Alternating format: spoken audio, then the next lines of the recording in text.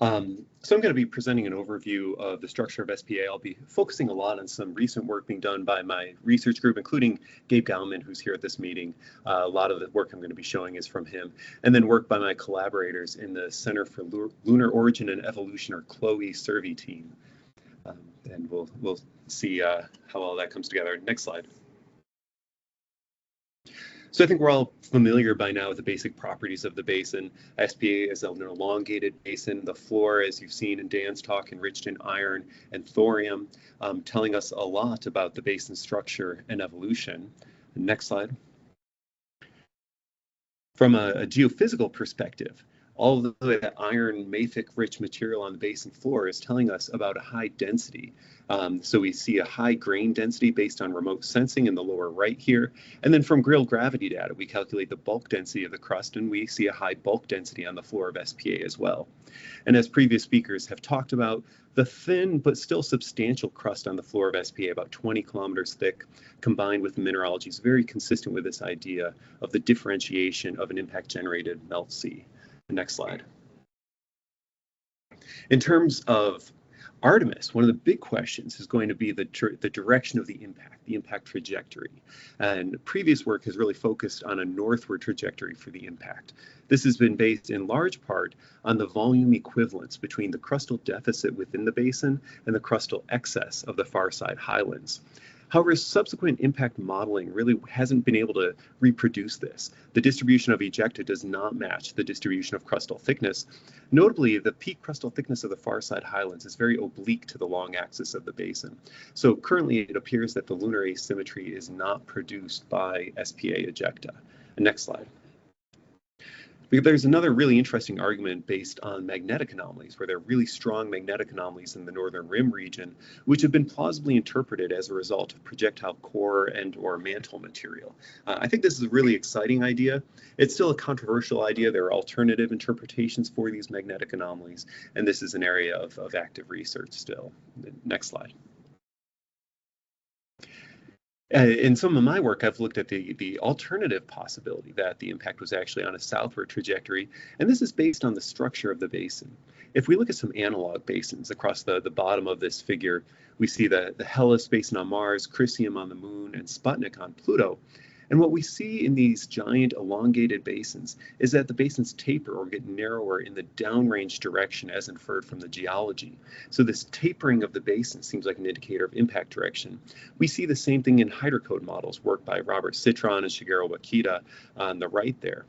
When we look at SPA, if we map the outline of the basin using topography, gravity, crustal thickness, what we find is a basin outline that tapers towards the south, supporting a southward impact trajectory. Next slide.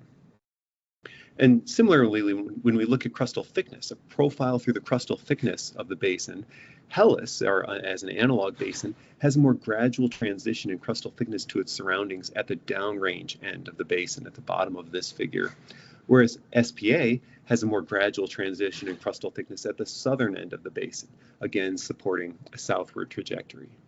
And next slide. Now, next we want to know more about the ejecta distribution, and this has come up a lot in the previous talks, because a key thing for Artemis is going to be to sample that ejecta. Knowing now that, or as we propose, Artemis being at the downrange end of the basin really changes expectations for the ejecta distribution. Well, my student Gabe Gauman has been looking at the gravity anomalies around SPA. And what he's shown in particular is that SPA is surrounded by this annulus, a very short wavelength, strong magnitude gravity anomalies, much stronger than we see anywhere else on the moon.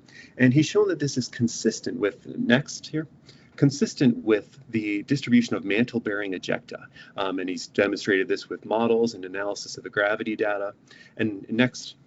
And also, if you look at craters that probe into these density anomalies, they expose mafic material consistent with mantle ejecta. And interestingly, in the center of the basin, we see uncommonly weak gravity anomalies, much weaker than we see anywhere else on the moon. And that is consistent with the homogeneous density of the interior melt sheet. So we can map out these zones very nicely with gravity data. Next slide. Now, also what Gabe sees in the gravity data is evidence for an inner ring. Next. If you look at both Bouguer gravity, you see a negative ring of Bouguer anomalies, and in crustal thickness on the left and in the profile on the right, we see a discontinuous ring of thickened crust interior to the basin, right where we'd expect a basin ring to be. And this also lies right at the inner edge of the collapsed ejecta blanket that we see with the short wavelength gravity anomalies. So this inner ring is an important aspect of the basin structure that we're just seeing. Next slide.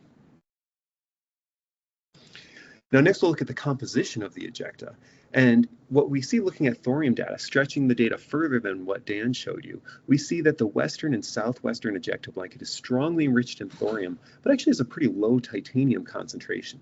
This is very unlike the eastern ejecta blanket. So this western ejecta blanket is sampling some sort of thorium-rich material, and we're suggesting that this is likely late-stage magma ocean liquids, sort of a progenitor to creep. But this leaves the question of why the eastern ejecta blanket is thorium poor while the western blanket is thorium rich. Next slide. And we actually have a pretty nice explanation for this from a very simple model of crustal formation above a floating magma ocean. And so this is basically an old idea that the crust was floating hydrostatically on the magma ocean. And in the late stages, what this means is that the remnant magma ocean is going to be thicker wherever the crust is thinner, and the magma ocean is going to be thinner wherever the crust is thicker.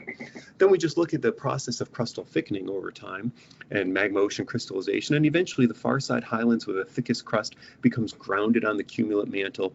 Basically, the magma ocean pinches out to zero thickness, and as the magma ocean continues to crystallize, it basically squeezes magma ocean out to the size like toothpaste being squeezed out of a tube, until at the bottom right you can see the late stage magma ocean liquids are concentrated in the PKT where we'd expect them to be. Next slide. This has really interesting implications for SPA because at an intermediate stage of crystallization, this model shows that SPA would have impacted, and this is looking at sort of the pre-SPA crust, the SPA target, the southwestern part would have been underlain by remnant magma ocean, while the northeastern part would have been grounded on the cumulant mantle. And so this agrees very well with this evidence for the excavation of thorium-rich magma ocean from the western side of the basin and not in the eastern side. If we compare the inferred thorium concentrations excavated by SPA here, as well as the ones excavated by Imbrium on the opposite side of the planet, which at a later time excavated into the final creep-rich reservoir, we can compare the inferred thorium distributions of the reservoirs that were excavated into with a model of the concentration of thorium as it evolved during magma ocean crystallization. And we see actually a pretty good agreement here. So we have a fairly self-consistent picture arising from these two basins. Next slide. Now we also want to talk about models of the basin formation. And there's been a lot of really excellent work modeling South Pole-Aitken formation in both 2D and 3D. And the models, there's some different assumptions, some differences in detail, but they all agree that SPA should have excavated large volumes of mantle material, which is very consistent with our geophysical observations. And the models all also agree that the impact should have generated large volumes of melt, which is consistent with all of the evidence, both geochemical and geophysical, for this dense central melt sheet. Now, an interesting thing is that the outcome of these impact simulations is very dependent on the assumed thermal gradient. And that means by comparing these models with the geophysical data as well as our geochemical and geological observations, we have the potential to constrain the thermal state of the moon at the time of impact. Next slide. If we look specifically at this, a few studies have mapped out the distribution of ejecta, and in the middle of the bottom, in particular, I want to draw your attention to work by Shigeru Bakido and Brandon Johnson, where they've been looking at oblique impacts of SPA formation. And in their models, they've been able to reproduce the elongated and tapered shape of SPA really quite nicely, and they're also able to map out the distribution of ejecta here. Now, if this plot here is showing not just ejecta, but actually the mantle component of the ejecta, and you see this discontinuous mantle-rich ejecta blanket extending out from the basin, which agrees very well with the constraints from gravity data. There are some differences in detail, but both of them are showing this discontinuous patchy mantle-rich material within the ejecta blanket, and importantly that ejecta collapsed partway into the basin. Our geophysical observations indicate that it collapsed perhaps a little bit less than in the simulation, so that's something to work towards, but a very consistent aspect of the structure there. Next slide.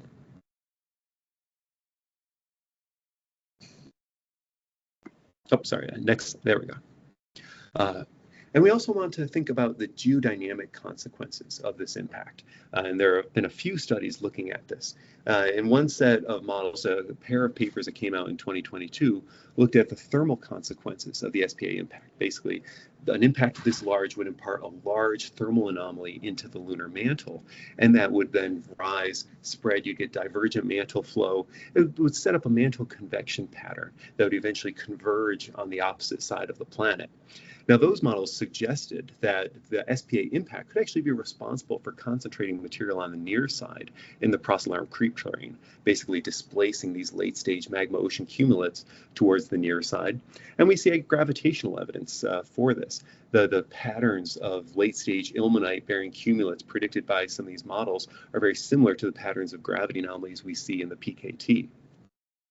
Separately, other studies, so Schultz and Crawford, looked at the possibility that the seismic effects of the impact could have had global consequences. And Brad had referenced this as well, that an impact of this size, there could be enormous focusing of seismic energy on the near side, somewhere in the vicinity of the Procellarum creep terrain, and that could have played a role in the evolution of that area as well.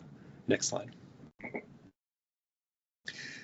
And now these very dynamic views of basin evolution, next slide.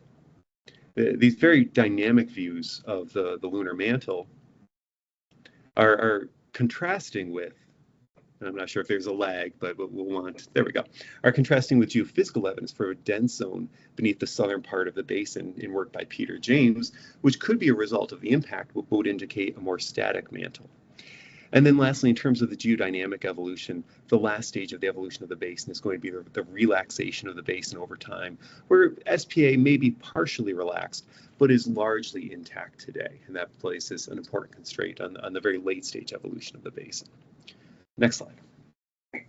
So what does all this mean for Artemis 4? Well, the Artemis area of interest around the south pole of the moon is within this thorium-rich, mantle-rich ejecta blanket that we see very clearly in remote sensing and gravity data. And so that gives us an idea of what any of these sites is going to land on. A stratigraphy of something like an upper mixed regolith lying on top of a heterogeneous, very mantle-rich ejecta layer, maybe 10 kilometers thick, overlying pre-SPA crust that has been buried by the SPA ejecta blanket and then down into the mantle. So this is what we're going to be looking at. From a scientific standpoint, this is really exciting because there's a high probability of encountering excavated melt and mantle from the basin. It also poses a big challenge, though, because we're going to be encountering a much more heterogeneous site than anything encountered by Apollo. Next slide. In my simplistic view of Artemis science, and the next slide here. In my simplistic view, we can break down Artemis science into sample science, which basically tells you about the vertical compositional structure of the moon at the time of the impact, and then geophysical sounding, which will tell you about the present day vertical and lateral structure beneath the basin today. How do we link these? And you can hit next twice. We can link the sample science with the geophysical data, basically using models of the impact, understanding the actual impact that created SPA. And the next slide, if you can do next again. There we go, thank you. We can link these with impact models, understanding the excavation of the basin, the distribution of ejecta and melt and the collapse process, and with geodynamic models that will help us to understand the evolution of the basin through time. And so this approach of linking samples and geophysical data with models is, I think, is going to be very important for understanding SPA. Next slide. So I'll close with some questions or some things that Artemis 4 can do in terms of understanding SPA. So a key thing is going to be geophysical characterization of the subsurface properties. The seismic data, gravity data, GPR, EM sounding, any of these methods is going to be very useful for probing the subsurface. The top 10 kilometers, we expect to see this very heterogeneous ejecta blanket. It would be nice to quantify that at scale smaller than what Grail gravity can see. From about 10 to about 30 kilometers depth, we can actually probe the pre-SPA crust, the ancient highlands crust at the South Pole. and then at depths greater than 30 kilometers probing down into the mantle. A key thing for Artemis is going to be to actually sample excavated mantle crust and possibly magma ocean materials. And it'll be really interesting to see what we actually find on the surface and link that to some of these orbital observations. Along those lines, relating geophysical properties to surface lithologies will really inform our understanding of the basin. And then things like looking at the mantle below SPA, characterizing the heat flow, if we're able to do that with Artemis below SPA, will be a complicated thing to interpret, but I think very instructive. So these are some of the things I think Artemis can do in sort of understanding SPA, linking some of these big picture orbital observations and models to the surface on the ground. And I'll close there. Thank you.